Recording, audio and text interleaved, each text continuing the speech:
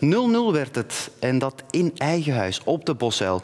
Die uitslag doet een saaie wedstrijd vermoeden, maar dat was het eigenlijk niet. Ik ga al 1 fase vrijgeven. En dat is deze kans voor Dender in helft 1. Het is een verradervrije trap naar de tweede paal. En daar staat dan Cor Gillies die zijn eigen kans gaat en probeert binnen te koppen in de korte hoek. Nu de gaat naast en daar komt Antwerpen eigenlijk wel goed weg. Vooral dan omdat het voor het kot nog enkele Dender-spelers klaar stonden om binnen te koppen. Maar uit het verslag te halen, wel omdat dat de enige grote kans was voor Dender in meer dan 90 minuten. En dat wil dus zeggen dat we ons in het verslag kunnen focussen op een best wel sterk spelend, dominant Antwerp. Een opsomming dus, een opeenvolging van kansen, van gemiste kansen.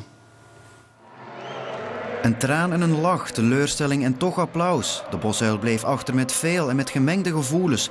Toch overheerste één gevoel na de wedstrijd tegen Dender.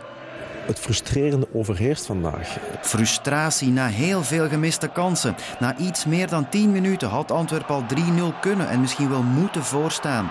2 keer mist Dosunmu. Eerst schiet hij naast en dan schiet hij met zijn mindere linkervoet onbesuisd over na het omspelen van doelman De Ras. Keuzekans nummer 3 is Dosunmu betrokken op rechts. Als Antwerpen bij een uitbraak plots 4-1 komt te staan. Maar zelfs dat niet kan uitbuiten. Het is Dufour die de paal treft. Pech enerzijds. Anderzijds moet een 4-1 situatie beter en vooral doeltreffender uitgespeeld worden. Nu kan je 2 dingen doen. Je kan zeggen van, potverdorie, mijn spitsen zijn niet scherp of dit of dat. Het zijn niet alleen de spitsen, dat is 1. Punt 2, we gaan niemand verwijten maken. En we gaan gewoon proberen om heel geleerd dat te analyseren. En dan proberen om eventueel volgende week terug de jongens op bepaalde punten te wijzen. Dat zal gebeuren. Het gebeurt ook dat op zo'n avond echt alles tegen zit. Want na Dufour, en nu is het echt alleen gebrek aan geluk, kopt ook Oris tegen de paal. En het is nog niet gedaan dan, want op slag van rust mag Dosunmu nog eens op Raas afgaan. Raas die de Nigeriaan met de hand afstopt net buiten de baklijn en rood krijgt. Een terechte straf, toch ook hier gemengde Bosuil-gevoelens. Ik denk dat we liever hadden gehad dat die goal telde en die rode kaart niet viel. Oris trapt de rebound inderdaad tegen de net op een moment dat scheidsrechter Saudouni al had gefloten. Even wachten en balvoordeel geven, het had gekund. Antwerpen wordt niet meteen en echt bestolen, maar kent opnieuw geen geluk. In de tweede helft voetbalt de thuisploeg dus tegen 10 en het doet dat overhaast en met te weinig overleg. Toch opnieuw een race om kansen. Ook Dunkovic en Ionescu, nogthans alle twee aan een goede wedstrijd bezig, missen. Dender-trainer Vital Borkelmans durft niet meer te kijken.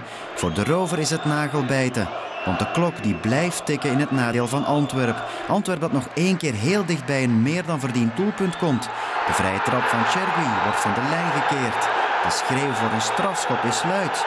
Maar onterecht, want Van der Heijden gebruikt zijn hoofd, niet zijn handen. Antwerpen komt zelfs nog enkele minuten tegen 9 te staan. Het mag allemaal niet helpen. Het blijft 0-0. Ja, dat is de voorbije weken ook al gebleken. We zijn niet scherp genoeg voor de goal. Het is goed dat we de kansen creëren. Maar het wordt wel eens tijd dat we die kansen gaan afmaken. Want dat zijn toch dure punten. Dit zijn absoluut heel dure punten. Dus, en je mag wel zeggen, je kijkt naar boven. Tuurlijk doe je dat. Bewust, onbewust. Je bent hier met een project begonnen. Je hebt een goed spelerspotentieel waar je meerdere richtingen mee uit kan. En daar moet je altijd voor te gaan. Dus, en we zijn er ook vol voor gegaan. Dus als niet aan twijfelen. Iedereen heeft gezien dat de mentaliteit heel goed zat. De kwaliteit van het spel was ook heel goed. Alleen, het moet trillen.